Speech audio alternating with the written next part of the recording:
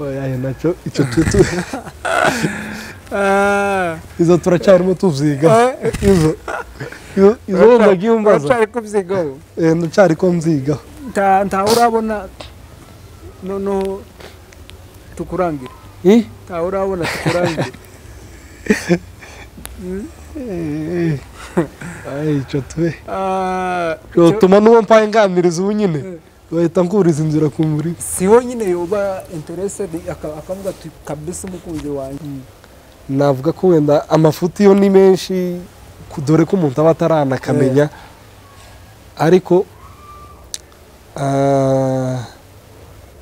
ikize kugikora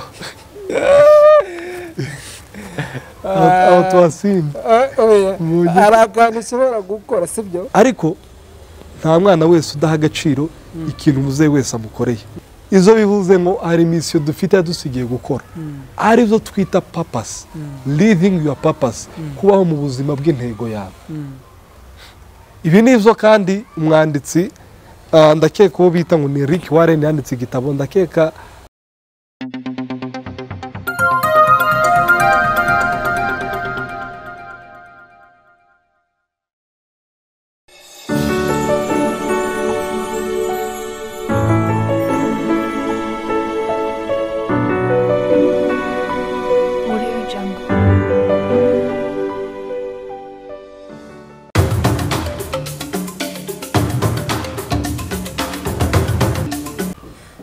yes undi munsi amahigwe adutasheho right kuri micro ningiri muvugizi nkuko bisanzwe turi kumwe n'umuvandimwe Gidon ndatekereza ko hari abamuzi hari n'abatamuzi ariko arivuga mu buryo bwiza reka tubashimire namwe mufata umwanya mukabana natwe umunsi ku wundi muraba agaciro kandi mukomerezeho ibyacu n'ibyahagaruka Gidon turakwakiriye hano kuri micro zacu Zitongo TV kuri micro ni Jewe kuko bisanzwe ngiri muvugizi Gidon tugeze amahirwe yo kubana nawe umunsi wa none Gidon ni umuntu ki like urashobora kubwira abantu kurinde magambo arambuye okay murakoze cyane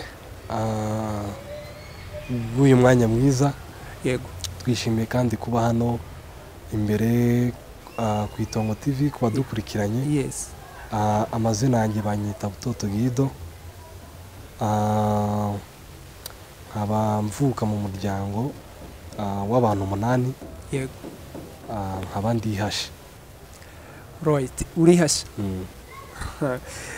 ubwo none ubutaha irahari oya ntahari ari mu kindi gihugu ntago turi kumwe ari mu kindi gihugu hehe ari muri Canada yaje kuba ari hano muri Afrika twari kuzamushaka tugakorana twese turi kumwe niho byobaye byiza uravuka uvukira mu muryango w'abantu 8 uvuka urihasha mugenzi wawe nawe ni umuhungu right nawe ni umuhungu urumva ni ibintu byiza cyane uvukira hehe byari okay twavukiye mu Rwanda hano bita Nyanza Nyanza niho navukiye cyo gihe maze kuvuka kakana sogokuru kwera ko baba muri Kongo baraje bayaraza baradufata baratujyana icyo gihe twita tujya muri Kongo aho bari batuye aho bita mu Minembwe ku Runundu ku Mutanoga mu muhana w'abashuri aho ni iwacu aho niho kwa sogokuru yitwa Jiji akaba ariho twabaye igihe ndakeka twabaye igihe wenda nabwo kitari imyaka myinshi ni imyaka mike kubera ko nasabanje kugira nk'ibibazo buke bisaba ko mbanza kugaruka mu Rwanda ubwo habaye igihe kingana iki urongera usubira mu Rwanda ndakeka sinanaratinze cyane nubwo wenda nta kwibuka neza ndakeka ko ntatinze ntabwo hatinze mu buryo udashobora kwibuka n'imyaka niba ari ngahe wahabaye sinakwibuka ubwo mwari mwajyanye na mugenzi wawe nawe twari kumwe ya ababyeyi se murajyana cyangwa bibo basigaye i Rwanda? ya twarajyanye icyo gihe twajyanye na mere umusaza niwe wari usigaye kubera ko yagiraga imirimo ya ni ukubera iki mwari muvuye mu Rwanda muja ku Runundu byari bitewe n'iki? kubera ko sogokuru na kaka wenda bari bifuje ko twaganiriye ruguru wenda tukamenyera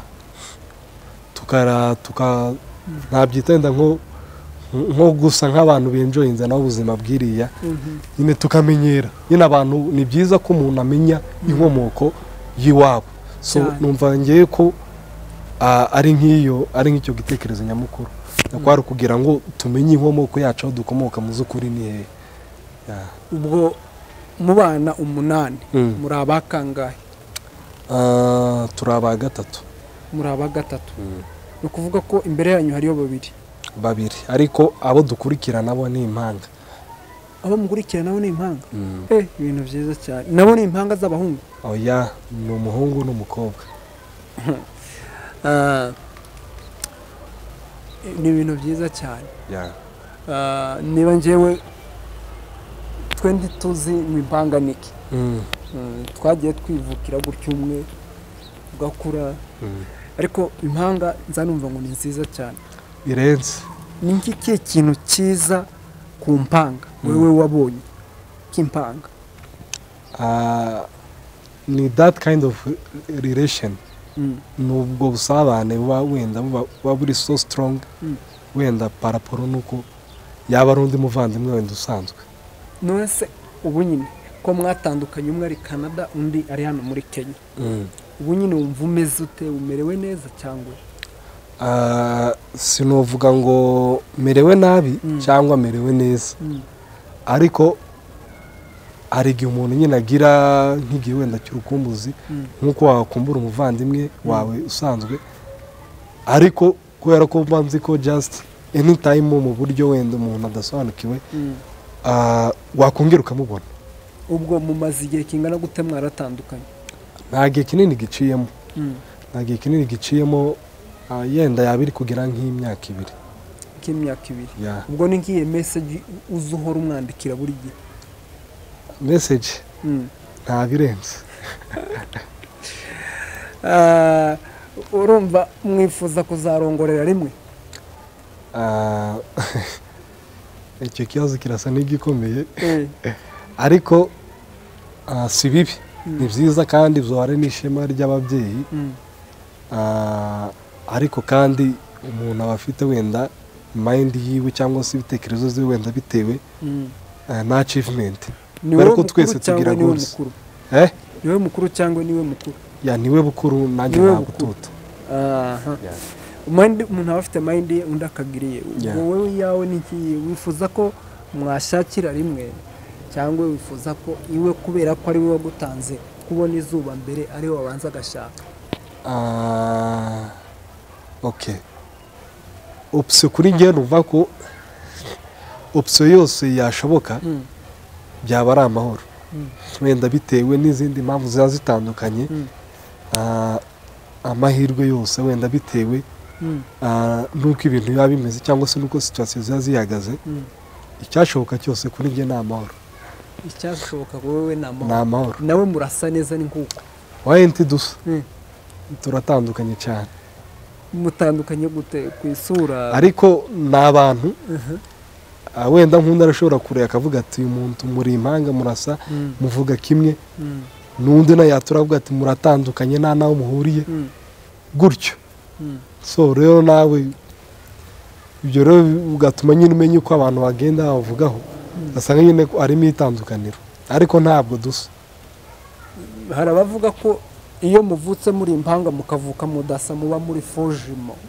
ibyo urumva wewe ari ukuri cyangwa ni ikinyoma? ndakeka ibyo bavuga bari ukuri. tuvuge ko mwe muri fojimo wewe ni musa igikara n'inzobe? si ukuvuga ngo nk'igikara nk'inzobe ukundi. ibyo tuvuga ni ibi tubona inyuma sibyo n'inzobe murasa uko uteye n'indeshyo ugasanga murangana ntatandukanire rirahari twe rirahari nyine unamurebye ariko wenda uvuze wenda ngo bitindeho cyane nibwo ushobora kubona kako kantu gahari ariko itandukaniro ryo rirahari. hari bamwe twigeze tubana igihe kimwe barasaga mu buryo utashoboraga gutandukanya umwe n'undi uwo muhuye ukagira ngo ni wa wundi mwari muri kumwe n'ababyeyi babo ngo bagezaho umwe bamushyiraho akamenyetso kugira ngo bazoza bamenye ngo uyu ni bukuru uyu ni butoto ese wewe urumva we muratandukanye gusa ikigaragara ni uko mwavukiye umunsi umwe right. wavuze ko mwagaze muri Kongo ariko mutahatinze n'iki icyo gihe wahabaye ni ikihe kintu ushobora kwibuka mwakoraga? Sinakwibuka kubera ko haciye igihe kirekire kandi kubera ko nakubwiye natangiye nkubwira ko yuko igihe twari tumaze gutya kuvuka nicyo gihe ba grandpa na grandma baje baradufata baratujyana ni ukuvuga ngo icyo gihe nari ntaramenya baracyabaho ibo niyo bakita oya ubu nyine right now kubera ko n'intambara wenda ziri muri Kongo bari mu Rwanda nabo bari mu Rwanda nta urumva mu buryo bwumvikana nta kintu ushobora kwibuka cyaho nta kintu ushobora kwibuka ariko kandi kubera kumenyera kuba hano muri Kenya umuntu byose amaze kubimenya ni nkaho ubwira ngo nabayeyo uko tuvuge ko uzakumbura mu buryo mu bitekerezo byawe uzumva kumva mu minembwe kurunundu kumva ukenera kwaje birense buriya nta kintu bajya bavuga ngo east or west the home is the best iburasirazuba iburengerazuba aheza ni mu rugo n'umugani bajya baca ni ukuvuga ngo ni ahantu heza nk'iwanyu impamvu wenda turi nino ni ukwera ko ari impamvu z'umutekano muke uri mu gihugu cyacu ariko haba hari umutekano ibintu zose ari amahoro nta mpamvu yuko tubino uwakubwira ngo umutekano wabonetse none tugiye kuguhitishamo ibintu bibiri kuja muri Canada ugasanga mugenzi wawe no kuja mu minembwe waje he izo kandi bizaterwa wenda n'izo umuntu aba atekereza kubera ko nizera ko yuko bitewe n'ibyo umuntu wenda aba yumva muri we cyangwa se uko abantu bari unique bagiye batandukanye bafite umwihariko wabo kuri nge wenda bitewe n'umva nuko nawugera ku iterambere kandi nkaba nzi ko ubu nyine igihugu cyacu kitaragira iterambere wenda ataragera ku bintu byinshi bitewe n'ibikorwa biriko biberayo tuzi tutirengagije kandi tunakomeza kubasabira kandi twizeye ko igihe kimwe bizarangira kandi tuzasubira iwacu ariko ni ukuvuga ngo ikintu cy'ingenzi ni ukujya gushaka ubumenyi ndetse n'iterambere kugira ngo igero no tuzogaruka kizaba ari igero no cyo kuzana impinduramatwara mu gihugu cyacu kugira ngo nacyo kibe igihugu giteye imbere kuko kumva ibindi bihugu byamaze gutera imbere ariko nk'imihana yacu usanga baracyari muri za mashambani mu byaro ni imihanda ntirakorwa amasoko ntarakorwa amavuriro amaedikasiyo ibintu nk'ibyo donki biracyari hasi nk'abantu ba kera bari batuye mu mashamba urumva rero haracyari ikibazo rero sinafata umwanzuro mvuga ati nzi ko wenda nta mpinduka zirabaho ariko ni twebwe kuzana impinduka kandi turabyizeye ko bizakunda ubwo se ugiye ubu ngubu wewe ukagakora n'abazaza hanyuma bagasanga umaze kugira icyo ukora wenda ku rugero ugeze ku rununu usanga habuze iki ngiki n'iki ubifitiye ubushobozi kuri ubu ngubu ntiwabikora kugira ngo n'abandi nibazaza bazasange habuze ikindi nabo bagikora gutyo usanga ibintu turashe tugera ku iterambere ntiwabikora nabikora ariko nyine icyo nari nkubwiye bitewe na opportunities umuntu wenda aba afite cyangwa se n'ubushobozi. Wenda niba umuntu aba atekereza ntekereze kure wenda aho nukwigeza no ku buryo mu myaka ingahe iri imbere wenda nanjye nazagira impact nanjye natanga ku bwoko bwacu. Noneho bivuga ko ukeneye kujayo ufite mu ikofisi ufite ikofi ritubutse mu buryo uzashikukama cyane rwose umuhanda wenyine cyane rwose. Wavuze ko mu makura wagiye ugira ibibazo, ubwo ni kibe ibibazo wagiye ugira cyaba ari iki? Nta birenze ni ibibazo sinavuga ngo ninjye n'abandi nabo bagiye babinyuramo. Aho n'uyu mwana aba akivuka ibintu nk'ibyo mu ngendo muki tuntu nyine kurwara bisanzwe tu nta birenze. Ababyeyi bawe bakubwira ko icyabavunye mu kubarera ari iki? Icyabavunye mu kubarera muri impanga ni iki? nko kuvuga ngo uhererekanye uzumenya ngo uyu mwana ndamukorera service undi nawe gutya yarize ndamuhereza amata aya masaha ya naye uyu arabakangutse. Urumva nawe nyine ni struggle ziba zigoye. Biba bigoye ariko nyine bizayo byiza iyo wamaze gukura. Bizayo byiza iyo umaze gukura. Ni nako bacyumugani bazabacyumugani bakavuga ngo utaza gakura abaga umutavu. Wenda uwababonye mukiri impanga zikiri toya ari gihe avuga ngo impanga zigoye kurera bitewe n'ukuntu abonye muri kurerwa kavuga ngo biragoye. Ariko kuri ubu nyine ushobora kubabona ubu nyine warakuze wagiye ukura gute wize amashuri angana iki kugira ngo ugere hano uyu munsi uri wakuze gute? Gukura nabyita ko ari ugukura nk'uko abandi bakura kandi twese twavukiye amezi 9. Ubuzima wenda aho byatandukanira gato ni ku buzima abantu baba baragiye bakuriramo. Ni ukuvuga ngo bitewe na capacity cyangwa se bitewe n'ubushobozi umubyeyi yaba afite nibwo ahereza umwana we kugira ngo bimufashe mu mikurire yiwe ndetse n'imirerere yiwe.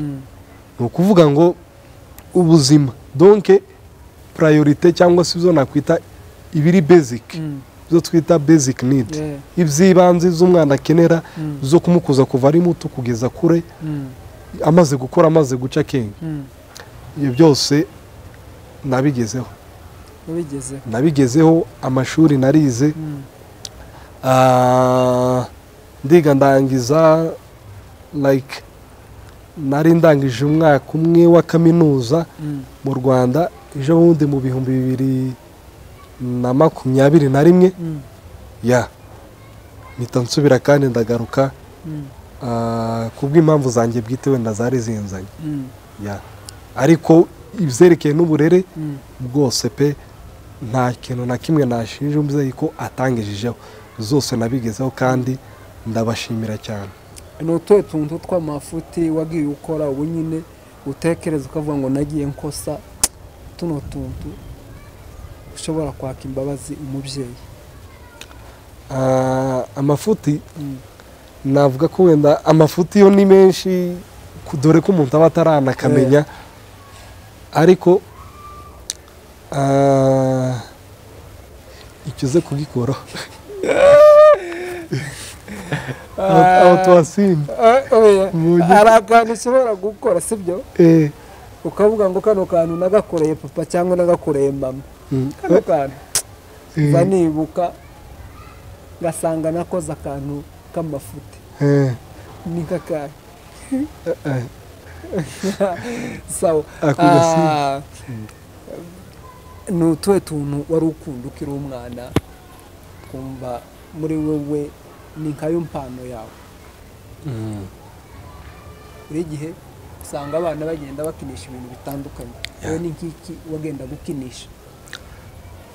Sinabyita nko gukinisha wenda nk'uko abantu benshi bagenda bakura icyo ngiye nakuze wenda nkunda kandi numva ko nzasaza nkiri ko ngikora ni ugukunda gusoma. Gukunda gusoma. Gusoma nko gusoma ibinyungura, ibinyubaka. Cyane cyane nk'uko nagiriye amahirwe nkiga theology. Mu by'ukuri it was one of my passion. Byari bimwe nyine mu mutwaro wereye no kuva mu bwana bwanjye. Ni zimwe muri achievement nageze numva ko yuko ndi mu nzira kabisa kugenda ngera ku by'Imana ishaka kongeraho. So nkunda ibintu byo gusoma cyane, gusoma ibitabo kugira ngo niyungure mu bumenyi, cyane cyane icyanyubaka cyose mu kumenya Imana. Ndabishishikarizwa cyane, ndabikunda. Urabikunda cyane. Mu Rwanda nakaye kantu wakoreye uza wibuka ukavuga ngo kano kantu nagakoze? Nko mu buhe buryo? Mu buryo nyine bw'ubuzima busanzwe, hari igihe usanga ukoza akantu kakaba nk'ugwibutsa ku mutima wawe, ukaza wicara ukibuka, ukaba wibuka n'ukuntu wagakoze n'ahari. Ni igihe like it was in 2014. Aho nari ngira inshuti ndakeka icyo gihe nari muri secondary, nari muri secondary. Njya nibuka inshuti ya mbere yanjye mubo wenda twiganaga icyo gihe anyintroduce mu bintu by'Imana, kubera ko nari nk'uko kw'abana bakura ati iwacu barakijijwe bajaja gusenga naje nza ngenda, ariko mu z'ukuri tutabisobanukiwe ngo niki. Ariko icyo kintu n'ubu iyo nicaye nkabitekereza numva ko it was a great impact, yatanze impact ikomeye muri njyewe, kubera ko nicyo gihe ntangiye kubiha agaciro, nicyo gihe ntangiye kubye experiencinga in my own life mu buzima bwanjye. Noneho ubu ngubu ikintu ukora cyane ni ugusoma Bible. Ibyo umuntu akora ni byinshi, ariko cyane cyane iyo wenda ngiriwe amahirwe cyangwa muri my free time cyangwa se umwanya wanjye nkunda gusoma, cyane cyane no gutegera aba preachers banyungura ndetse bananyubaka kugira ngo nkomeze naguke, haba mu buryo bwishurirwa ndetse no mu buryo bwo kwaguka. Ariko atari ukuvuga ngo ndabakurikiye wenda ngo ngizo baze ngo naje ngarizo nemera. Ni nko mu buryo bwo kuncalenjinga, bituma no nanjye njya gusoma, no uko nsoma nono bikagenda bintera motifu, nono nanjye bituma no ngenda mpishurirwa. Mbese ni nko kumereza gusa direction, ni nko kuma icyerekezo. Noneho ubu nyine hari ahantu maze kubwiriza mu ngando zigiye zitandukanye wagiye ubwiriza? Cyane rwose, kandi nkomeza gushimira Imana iri kumwe natwe mu bikorwa tugenda dukora. Rimwe na rimwe n'ubwo abantu batekereza ko ari ibikorwa biciritse, ariko ngewe ni ibikorwa mp'agaciro. Ahantu hose mbonye umwanya wo kugira ngo mvuge ubutumwa bwiza bwa Yesu Kristo, aho hantu kabisa nditanga ukwanjye kose uko nshoboye, uko nshobojwe na data nkabikora. Ngiriwe Imana mu hano hanze, abantu benshi akeneye kumva ubutumwa dore ko butarakwira isi yose. Mpakanika inyuma kivuga ko yuko ubutumwa bwamaze kugera ku isi. Taho buraje kandi abantu baracakeneye kumva Yesu. So nukuvuga ngiriwe amahirwe haba mu muhanda, haba hehe, cyane cyane akarusha nsanze wenda nk'abantu bicaye ariko babishishikariye, bafite inyota yo gushaka kumenya, kandi nzi ko hari icyo namenye, biranshishikaza cyane kugira icyo masangiza, kubera ko ibyo nibyo numva ni ibintu nkora ntabyishakamo, ahubwo ni ibimvamo. Donc ni nkabwo buzima bwanjye, kubera ko gusangiza abandi amakuru y'ivy'Imana yadukoreye banumva ko ari ryo shema ryanjye, gusangiza abandi umurimo wa Yesu Kristo banumva ko ari ryo shema ryanjye kabisa. Ubwo ikijanye ni kofi, imirimo ya buri munsi ukora iki? Izo umuntu akora ni byinshi, ariko kandi byinjiza navuga mu buryo bumwe butandukanye. hari ibyinjiza mu buryo bw'ifaranga, Yego. hari n'indi byinjiza mu uburyo ni bwinshi umuntu yakungukamo. nari mvuze mu buryo bw'ikofi ifaranga. Ifaranga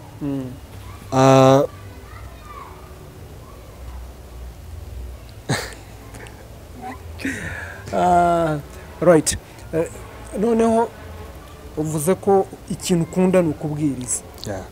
Iyo ugize amahirwe ukabona ahantu hari abantu benshi, wewe ni uburyo bwiza bwo kubabwiriza kugira ngo bamenye ubutumwa bwiza. Sibyo? Urumva uwo ni umurimo ukubamo kandi ugupushinga umunsi ku wundi, ukumva ukeneye kuwukora. Sibyo? Nuhe wundi murimo uzawumva usibye uwundi murimo wumva ukunda kandi ukavuga ngo nzokora uyu murimo? Hari abavuga ngo nje nzotwara indege, abavuga ngo nje nzotwara bato, hari abavuga ngo nzotwara iki, bazokora ibiki, bazakora ibiki. Ubwo ni iki kindi wumva wokora? Ikindi kintu numva nokora ku bijyanye, kuko rero byose biratacinga kuri iki kintu kimwe, ari no numva ko ariho my main passion cyangwa se ariho umutwaro wanjye uri. Ni ibintu byerekeye no gupublishinga ibitabo. Icyo ni ikintu kandi kiri mu nzira ndimo ndagenda ngikoraho. Donc hari step ngenda ntera kuko ngenda ngisatira kukigeraho, kandi ndishwa neza biri mu nzira. Ibintu byo kwandika nk'ibitabo, kubera ko isi ubu nyine ndakeka dushika nko kuri biliyoni 8 z'abantu. Ni ukuvuga ngo siko umuntu abo bantu bose umuntu yobageraho, ariko kandi umuntu ndashobora kwandika igitabo cyangwa se ndashobora kwandika ibitabo, hakaba bino bitabo biri hard copy n'ibindi biri soft copy. Donc biri hard copy wenda ni nk'abantu wenda turi hamwe physically, sibyo iwo no bibahereza, ariko nk'ibindi biri soft copy ni ibindi twogurisha kuri ebook ku buryo bwa electronique, uburyo bw'ikoranabuhanga. Donc ku buryo gusiwe apfa kuba afite telefone yiwe ya smartphone, and then akakidownloadinga akaza gisoma kikamufasha.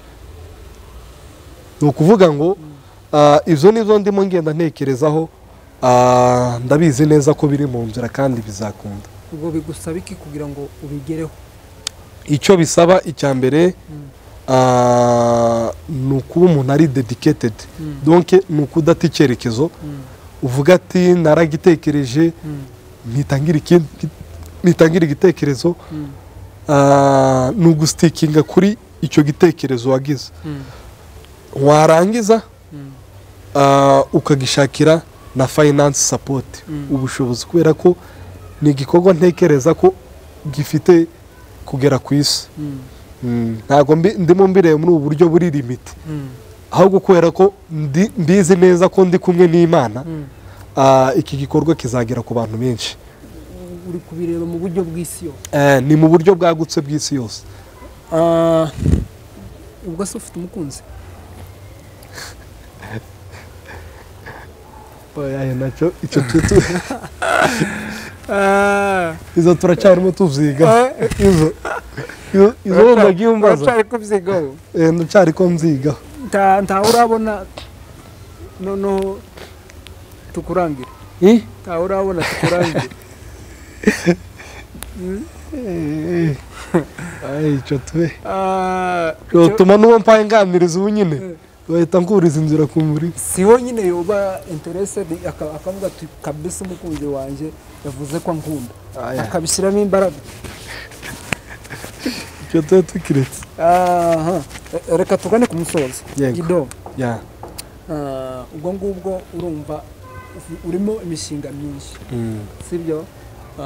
Umuntu uzagwa kuri kino kiganiro, reka mbivuge gutyo, cyangwa umuntu uzagara kuri iki kiganiro dukoranye nawe, ni iki wamubwira? Ni ubuhe butumwa wamuha? Ni iki wamusaba? Ubutumwa numuha ni ukubera ko twese turi mu isi, ariko kandi we have the great commission. Hari icyo twita misiyo twasigiwe na Kristo gukora hano mu isi. iki kintu kiragutse kubera ko ntekereza ko Yesu amaze gupfa akazuka iyo bija kuba miso ye kugira ngo tuje mu ijuru nta mpamvu yuko tuba tukiri hano mu isi tuba twese twaragiye ariko n'ukwereka ibibazo Yesu Kristo yarapfuye arazuka sibyo still turacari hano mu isi why izo bivuze ngo hari mission dufite dusigiye gukora ari byo twita purpose living your purpose kubaho mu buzima bw'intego yawe ibi nivyo kandi umwanditsi ndakeka ko bita ngo ni Rick Warren yanditse igitabo ndakeka cyageze ahantu henshi abantu benshi ni igitabo bagiye basoma kandi baragikunda igitabo bita ngo ni The Purpose Driven Life kubaho mu buzima mufite intego ni ukuvuga ngo harimo ikibazo nigeze kuza kwibaza kandi iki kibazo cyakorewe ubushakashatsi n'abascientifique bakomeye donc n'abascholars bakomeye bibajije bose ikibazo kimwe baravuga ati what is the meaning of life ese nubuhe busobanuro bw'ubuzima nubuhe bose baragerageza batanga ibisubizo ariko still bose ntibagera ku gisubizo kiri accurate donc ku gisubizo nyacyo ariko haza undi muntu umwe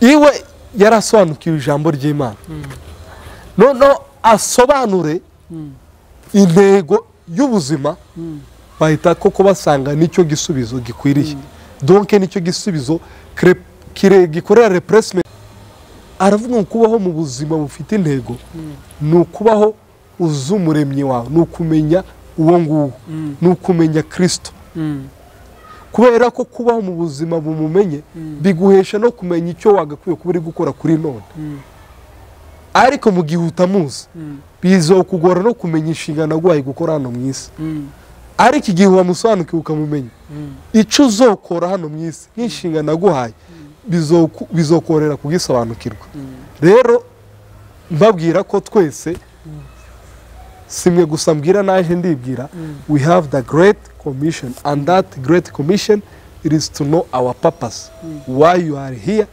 on earth kubera iko uri hano mu isi iyo niyo mpamvu nyamukuru niki ushobora kubwira ababyeyi bawe babareze muri impanga mukaba mugeze ahangaha muri nihe message ushobora kubaheza uyu munsi ubutumwa nabahereza ndabashimira icyambere ku burere bwiza baduhaye ni ishema ry'umubyeyi wese ariko kandi birenze kuba n'ishema ahubwo ni responsibility nabo batabikoze nk'ababyeyi baba birengagije inshingano zabo ariko icyo tubashimira nuko bakoze inshingano zabo nk'ababyeyi nta rubanza ntacyo tubashinja ntacyo tutagezeho zose izo twagezeho n'izo duteganya kugeraho n'izo tuzageraho ni ku bwabo tudafite support yabo ntacyo twageraho ariko kubera ko badushigikiye muri byinshi bakadutera umugongo muri byinshi bakadushigikira muri byose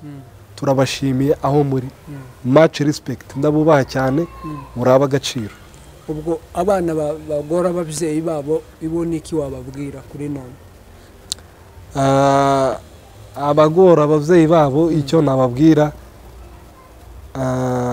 ni ukumenya inshingano zabo nk'abana bakamenya n'inshingano z'ababyeyi babo kubera ko iyo uzi inshingano zawe nk'umwana mu rugo usobanukiwe n'inshingano z'umubyeyi wawe timworoha mugongana n'umubyeyi ariko iyo usobanukiwe neza inshingano zawe n'umubyeyi azi inshingano zawe birakorohera gukora inshingano zawe n'umubyeyi biramworohera gukora inshingano ziwe uko hari ubwo umubyeyi yigeze agukubita nk'urusha ibyibuze cyangwa agakoni ibyo zose nta mubyeyi utarabikoze ariko kandi ntabikora kubw'impamvu z'umutima mubi abikora kubibwira ngo agucyahe kandi ubashe no gukura kugira ngo nyine ukure muri ubu bumenyi just busanzwe buri nomo burya bazavuga ngo nta mubyeyi utareka kwishima udabona umwana we niba atahakura ni ukuvuga ngo ishimisha umubyeyi ni ukubona umwana ahakura ni ukuvuga ngo rero agomba gukora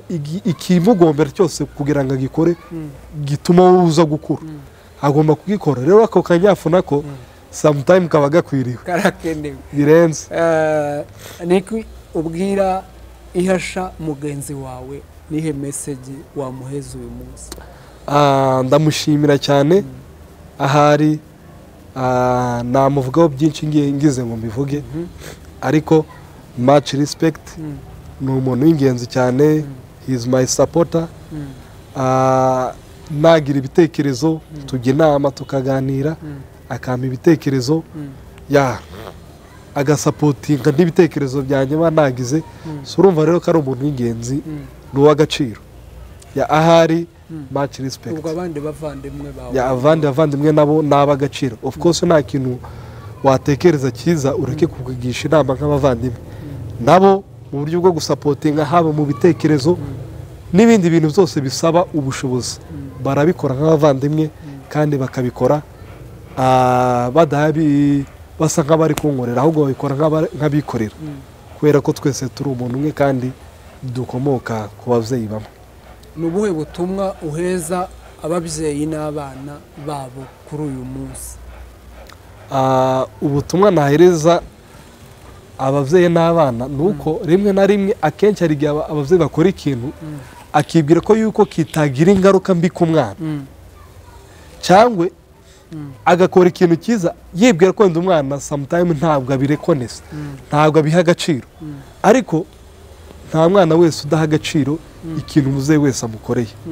ni ukuvuga ngo rero nk'ababyeyi uba ukwiye kumenya uko udiringa n'umwana wawe umenya ngo niba umukora ikintu cyiza arakizirikana no kugeza mu zabukuru ntazigere yibagirwa icyo kintu wamukoreye. n'umwana nawe agomba kumenya inshingano nyine z'umubyeyi izo akora cyane cyane ko atayikora kubw'impamvu z'urwango ahubwo abikora kubera ko aba amukunze kandi ni ukugira ngo amucyahe kugira ngo ace akinga akomeze akore. reka tugushimire Gido kuba tubanye nawe ukaduha iyi biology yawe. ndibwira ko hari umuntu bishobora kubaka hari umuntu ushobora kuba ahaca muri struggle uyu munsi akiri umwana muto atazi ngo ejo bizaba bimeze bite ariko mu buzima ntugacike intege komeza uhatane uzagera iyusha ushyiremo imbaraga. turagushimiye cyane by'umwihariko kuba ubanye natwe umunsi wa none ndizera ko dusubira kugukenera tuzakubona. turagushimiye cyane kadushimire n'abadukurikira umunsi ku wundi aho bari hatandukanye. nawe utarakora subscribe kanda iyo nzogera y'umutuku ni uburyo bwiza bwo kubana natwe umunsi ku wundi. naho ubutaha cyawe mwari kumwe na Ngirimuvugizi.